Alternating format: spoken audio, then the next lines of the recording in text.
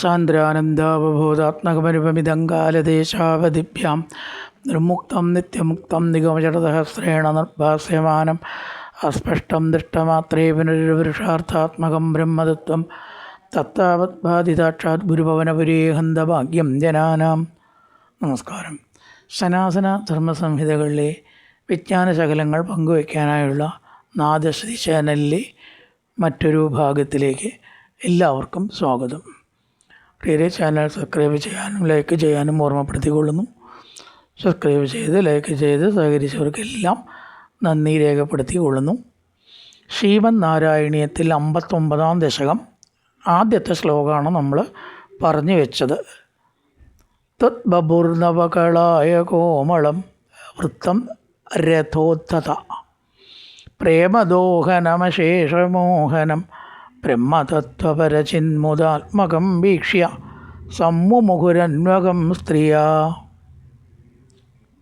സ്ത്രീയാ ആണ് കർത്താവ്. അവിടെ സ്ത്രീയാ അങ്ങയുടെ ശരീരം കണ്ടിട്ട് സമ്മുമുഹു തത് ബഭു വീക്ഷ്യ സമ്മുമുഹു അങ്ങയുടെ ശരീരം കണ്ട് മോഹിച്ചു. എങ്ങനത്തെ ശരീരം? നവകളായ കോമളം പ്രേമദോഹനം അശേഷമോഹനം ബ്രഹ്മതത്വപരചിന്മുദാത്മകം. ശ്ലോകത്തിൻ്റെ മേജർ ഭാഗം വിശേഷണം. കാര്യം കുറച്ചേ ഉള്ളൂ. സ്ത്രീയാ ത്വത് വപു വീക്ഷ്യ സമ്മുമുഹു. സ്ത്രീകൾ, ഗോപസ്ത്രീകൾ അങ്ങയുടെ ശരീരം കണ്ട് മോഹിച്ചു. എങ്ങനത്തെ എന്നാണ്?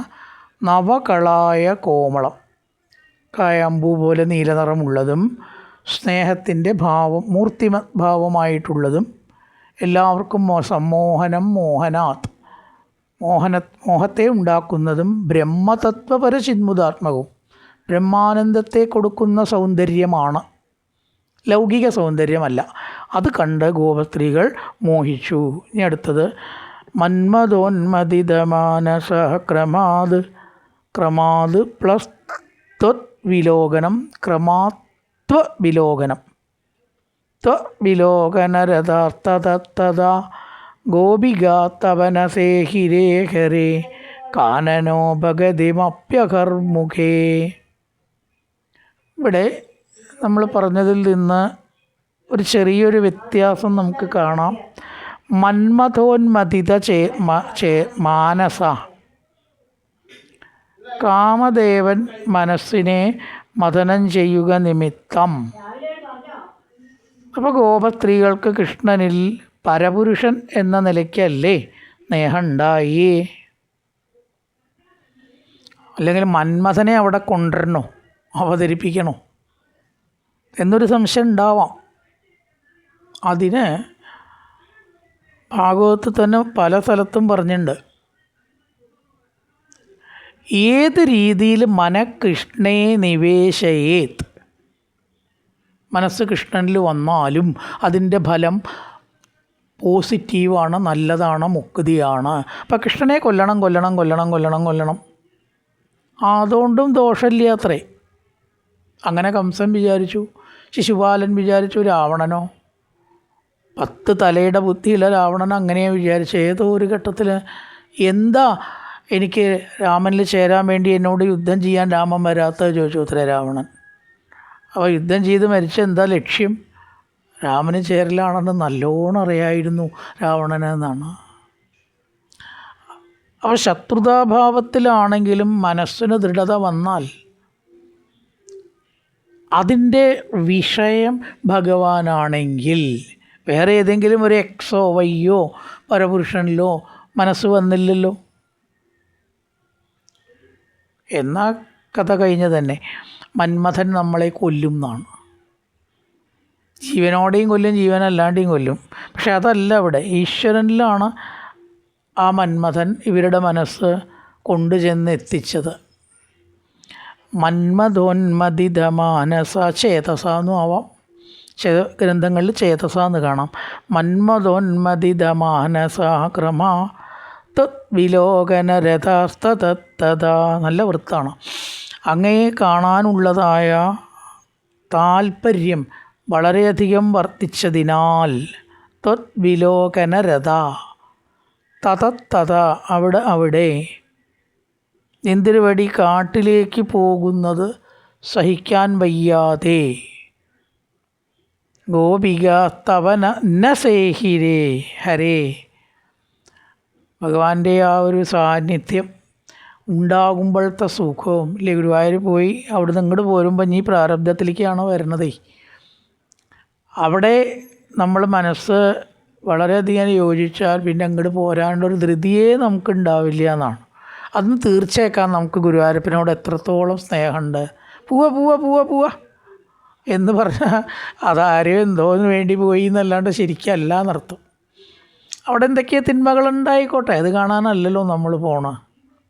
തിന്മകളൊരു വശത്തുണ്ടാവും, അത് ലോകമാണ്. എല്ലാറ്റിലും രണ്ട് വശം. ശരീരത്തിൽ ചീത്തയില്ലേ, ചില ദിവസം രാവിലെ എണീറ്റാൽ നല്ല മടിയും തലവേദനയും ആകെ ഹാങ്ങിങ്ങാണ് അല്ലേ. അതേ ശരീരം തന്നെ കുളിച്ച് നാമം ജയിക്കണം, ഉഷാറാവണം, അങ്ങനെയും തോന്നിക്കേണ്ട. അപ്പോൾ നമ്മുടെ ശരീരമടക്കം പ്ലസും മൈനസും കൂടി ഇതേ വരൂ. അത് കാണണ്ട, നല്ലത് കാണുക.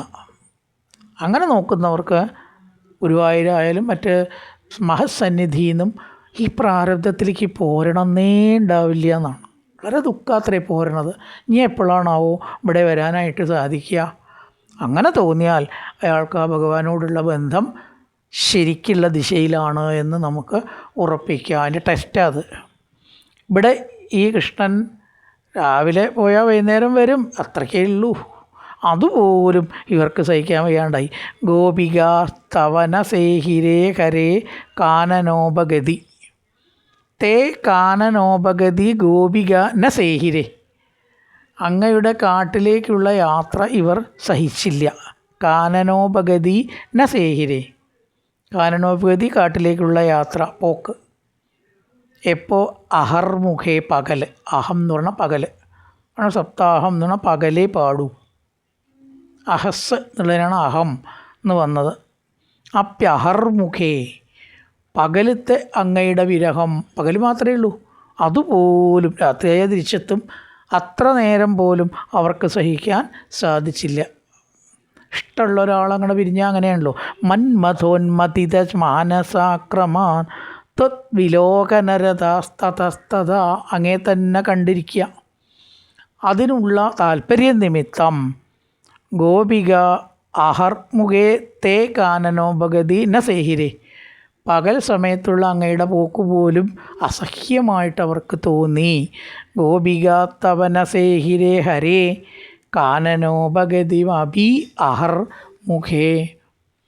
ഇവരുടെ നിർഗതേ ഭവതി ദത്തദൃഷ്ടയാ ത്വദ്ഗതേന മനസാ മൃഗേക്ഷണ വേണുനാദമുപകർണ്യ ദൂരത ത്വദ്വിലാസകഥയാഭിരേമിരേ. ഭഗവതി നിർഗതേ പോയാൽ, നിർഗതേ പോയാൽ, മൃഗേക്ഷണാഹ മാൻകണ്ണിമാർ. കണ്ണിൻ്റെ സൗന്ദര്യം മാനിൻ്റെ കണ്ണുപോലെ എന്നാണ്. ആ മൃഗേക്ഷണാഹ അവർ ത്വദ്ഗതേന മനസാ, എന്തിനടിയിലും ഇങ്ങോട്ട് ദൃഢമായിട്ടുള്ള മനസ്സോടുകൂടി കണ്ണിൽ നിന്ന് മറയുന്നവരെ നോക്കി നിൽക്കും. ഏറ്റവും ഇഷ്ടമുള്ളവരുടെ ഒരു ലക്ഷണമാണത്. പോണത് ഇങ്ങനെ നോക്കി നിൽക്കുക, കണ്ണിൽ നിന്ന് മറയുന്നത് വരെ. ദത്തദൃഷ്ടയാ ത്വദ്ഗതേന മനസാ ദത്തദൃഷ്ടയാ. മനസ്സും കണ്ണും രണ്ടും കൃഷ്ണനോട് അങ്ങോട്ട് ഒന്നായി തീർന്നിരിക്കുന്നു, വേർപെടുത്താൻ ആവാത്ത വിധം. ദൂരത വേണുനാദം ഉപകർണ്യ. കാട്ടിൽ പോയാൽ ഭഗവാൻ വേണുഗാനം മുഴക്കും. ഈ ആ വേണുഗാനത്തിനെയാണ് 4ാമത്തെ ശ്ലോകം മുതൽ ഈ കുറേ ശ്ലോകങ്ങളെ കൊണ്ട് ഈ ദശകം. പിന്നെ കൃഷ്ണനെ കിട്ടാൻ അവർ അനുഷ്ഠിച്ചിട്ടുള്ള വ്രതം പിന്നീടും. ആ വേണുഗാനം കേൾക്കുമ്പോൾ ത്വദ്വിലാസകഥയാഭിരേമിരേ, അങ്ങയുടെ ലീലകളെക്കുറിച്ചും പ്രവൃത്തികളെക്കുറിച്ചും വീട്ടിലിരുന്ന് ചിന്തിക്കുകയും പറയുകയും ചെയ്തു. ഭഗവാനെക്കുറിച്ചുള്ള പ്രേമം, ഭക്തി മുതലായിട്ടുള്ളത് ഉത്തരോത്തരം വർദ്ധിച്ച് വന്നു. നിർഗതേ ഭവതി ദത്തദൃഷ്ടയാ ത്വദ്ഗതേന മനസാ മൃഗേക്ഷണ വേണുനാദമുപകർണ്യ. കേട്ടിട്ട് ദൂരപകർണ്യ പാർട്ടിസിപ്പിൾ ദൂരത ത്വദ്വിലാസ കഥയാഭിരേമിരേ. വേണുഗാനത്തിനെ വർണ്ണിക്കണു. കാനനന്ദമിതവാൻ ഭവാനഭി നിഗ്ധപാദപദലേ മനോരമേ വ്യത്യയാകലിതപാദമാസ്ഥിത പ്രത്യപൂരയത വേണുനാളികാം. ബർഹാപീഠം നടവരവപു കർണയോ കർണികാരം ബിഭ്രദ്വാസക്കനകകവിശം വൈജയന്തിഞ്ചമാലാം രന്ധ്രാൻ വേണോരസരസുതയാ പൂരയൻ ഗോപവൃന്ദേ വൃന്ദാരണ്യം. ഭാഗവതത്തിലെ വേണുഗാനത്തിനെ കുറിച്ച് വർണ്ണിക്കുന്ന ശ്ലോകമാണ്. വളരെ പ്രസിദ്ധമായിട്ടുള്ള ശ്ലോകമാണ്. ഏതോ ഒരാൾക്ക് ജയിലിലാവുമ്പോൾ അലങ്കാരത്തിലകനാവാറും ശരി ഈ ശ്ലോകമാണ് ഭാഗവതത്തിലേക്ക് താല്പര്യം മുഴുവൻ അത് പയക്കണം എന്നുണ്ടാക്കിയത്. എങ്ങനെയോ ഇത് അദ്ദേഹത്തിന് മനസ്സിലാവാനിടയായി. ചിലർ വേറെ ചില ശ്ലോകമെന്നും പറയട്ടെ, എന്തോ ആയിക്കോട്ടെ. എന്തായാലും ഈ ശ്ലോകത്തിനൊരു വല്ലാത്തൊരു ആകർഷകത്വമുണ്ട് എന്നാണ്. അതുതന്നെയാണ് ഇവിടെയും പറഞ്ഞത്. ഉണ്ണി തൃക്കാൽ വിണച്ചും ലളിത കടിതടഞ്ചേലിൽ അല്പം വളച്ചും വക്ത്രന്തോളത്തു ചാച്ചും സുമധുരമുരളീ നാളി ചുണ്ടത്തണച്ചും ഹാസം ലേശം പൊഴിച്ചും പുരികലതകളാം വില്ലു രണ്ടും കുലച്ചും ഒട്ടം കൊണ്ടമ്പയച്ചും മദന വിജയിയായി നിൽക്കുമുണ്ണിക്കു കൂപ്പാം. കാമദേവനെ പോലും വെല്ലുന്ന സൗന്ദര്യത്തോടും ആകർഷകത്തോടും കൂടിയിട്ടല്ലേ. ചെറിയ ശ്ലോകങ്ങളാണെങ്കിലും 10 ശ്ലോകം കേശാദിപാദം വർണ്ണിക്കാൻ പട്ടേരിപ്പാട് എടുത്തു വെക്കുക. അഗ്രേ പശ്യാമി മുതൽ യോഗീന്ദ്രാണാം വരേക്ക് ഇത്രയും വിസ്തരിച്ചിട്ടുള്ളൊരു കേശാദിപാദ വർണ്ണന വളരെ കുറവാണ്. കണ്ടിട്ട് കേട്ടിട്ട് തന്നെ ഇല്ല എന്നാണ് പറയണം. ഓരോരോ അംഗപ്രത്യംഗങ്ങളായിട്ട് ഉപമിച്ചിട്ടും കഥ ചേർത്തിട്ടും അങ്ങോട്ട് വർണ്ണിച്ചിരിക്കുകയാണ്. അതിവിടെ ചുരുക്കി പറഞ്ഞു എന്ന് മാത്രം. സ്നിഗ്ധപാദപദലേ മനോരമേ തൃക്കാൽ രണ്ടും പിണച്ചും, ഒരു കാല് പിണച്ച് മറ്റേ കാലായിട്ട് വയ്ക്കുക. ഈ ഏത്തടുമ്പോഴും നമ്മൾ അങ്ങനെ ചെയ്യുക അല്ലേ. അങ്ങനെ നിന്നിട്ട് ഏത്തട്ട എന്താ ഗുണച്ചാൽ ഈ ബാലൻസ് പാലിക്കാനുള്ള ശക്തി നമുക്കുണ്ടാവും. അത്രേ ഒരുപാട് ശാസ്ത്രീയതയുണ്ട് ഈ ഏത്തടൽ എന്ന് പറയണം. നല്ലോണം കുഞ്ഞിട്ട് നൂരണം. വെറുതെ ഇങ്ങനെ വിറയ്ക്കണ പോലെ അല്ല ഏത്തട. എന്തോട്ടെ ആ കാല് പിണച്ച് വെച്ചിട്ട് എന്തിനാ അല്ലാണ്ടായിക്കൂടെ. കാല് പിണച്ച് വെച്ചാൽ നമുക്ക് ബാലൻസ് പാലിക്കാനുള്ള കഴിവുണ്ടാവുമെന്നാണ് ചിലർ പറയണം. വീഴാൻ പോവുക ഒരു കെട്ടെത്തിയ ചിലർക്ക് ബാലൻസ് കിട്ടില്ല അല്ലേ. പല കാരണങ്ങളായ ഒരു വീഴാൻ പോകണം. സൂക്ഷിക്കണേ, കൂടെ ആളില്ലാണ്ട് എവിടേക്കും പോകരുത്, വേണച്ചാൽ വടിയേൽ വെച്ചോളൂ എന്നൊക്കെ പറയണതേ. അപ്പം ഇതിനൊക്കെ കുറവുണ്ടാവും. ഈ കാല് പിണച്ച് വെക്കണതും ഒരു ശാസ്ത്രം അതിനകത്തുണ്ട് എന്നാണ് പറയണം. നമ്മുടെ വ്യത്യയാകലിത പാദമാസ്ഥിത പ്രത്യപൂരയത വേണുനാളികാം. മനോഹരമായിട്ട് ആരോഹണ അവരോഹണങ്ങൾ സൃഷ്ടിക്കത്തക്ക വിധം വേണുഗാനം പുറപ്പെടുവിച്ചു. അതായത് ഈ സുഷിരവാദ്യങ്ങൾ വായിക്കാനൊരു പ്രത്യേക കഴിവ് വേണമെന്നാണ്. തന്തുവാദ്യങ്ങൾ നമ്മൾ തൊട്ടാൽ ശബ്ദം ഉണ്ടാവും. ഇടയ്ക്കാണെങ്കിലും ചെണ്ടയാണെങ്കിലും പെടാപ്പെടാന്ന് അടിക്കാം, താളം വലുതാവില്ല എന്നേ ഉള്ളൂ. പക്ഷെ അതുപോലും ഒരു ഓടക്കുഴൽ നമുക്ക് ഉണ്ടാക്കാൻ പ്രയാസമാണത്രേ. ഈ പൂരത്തിന് കുട്ടികൾ വാങ്ങണ ഓടക്കുഴലല്ല കേട്ടോ, അതെല്ലാവർക്കും ഊതാം. അല്ലാത്ത ഓടക്കുഴൽ നമ്മളൊന്ന് ഊതി നോക്കട്ടെ. കുഴൽ, കുറുകുഴൽ, നാദസ്വരത്തിൻ്റെ കുഴൽ, ഇതിൽ നിന്ന് ശബ്ദം നോക്കിയിട്ട് നമുക്ക് ശബ്ദം ഉണ്ടാക്കാൻ പറ്റില്ല. അതിന് പ്രത്യേക ശീലം തന്നെ വേണം. അതെങ്ങനെയാ വെച്ചാൽ സ രി ഗ മ പ ധ നി എന്നീ 7 സ്വരങ്ങളാണ് പുറപ്പെടുവിക്കേണ്ടതെങ്കിൽ ഒരു സ്വരം മാത്രം തുറന്നിട്ട് ബാക്കി 6 ദ്വാരങ്ങൾ അടയ്ക്കണം എന്നാണ് ഒരു കുഴലുകാരൻ പറഞ്ഞിട്ടാണ് ഞാൻ ഇത് മനസ്സിലാക്കണം. അപ്പോൾ ഈ സ എന്നുള്ള ശബ്ദം ഉണ്ടാക്കണമെങ്കിൽ ബാക്കി 6ഉം അടയ്ക്കണം. അത് കഴിഞ്ഞിട്ട് താ എന്ന് പുറപ്പെടുവിച്ചാൽ അത് തുറന്ന് ബാക്കി 6ഉം അടയ്ക്കണം. അപ്പം നല്ല ബുദ്ധിമുട്ടാണ്. ഏത് സ്വരമാണോ പുറപ്പെടുവിക്കേണ്ടതെങ്കിൽ ബാക്കി 6ഉം മാറി മാറി അടയ്ക്കണം. വളരെ സ്പീഡിൽ വേണ്ടി വരും സ്വരമൊക്കെ ആലാപിക്കുമ്പോൾ. ആലോചിച്ച് നോക്കും, എത്ര പ്രാക്ടീസ് വേണം. ഹാർമോണിയത്തിൻ്റെ കട്ടാമർത്തണ പോലെയല്ല അത്. അത് ഏത് സ്വരം വേണ്ട വെച്ചാൽ ആ കട്ടാമർത്തിയാൽ മതി ഹാർമോണിയത്തിലല്ലേ. പക്ഷെ ഇതത് പോരാ. ഏത് സ്വരം വേണ്ടെങ്കിൽ അത് മാത്രം തുറന്ന് ബാക്കി 6ഉം അടയ്ക്കണം.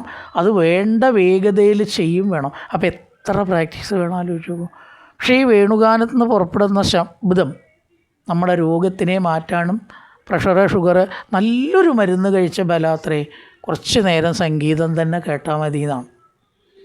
അത് ഏറ്റവും ശക്തിയുള്ളത് ഓടക്കുഴലാണ്.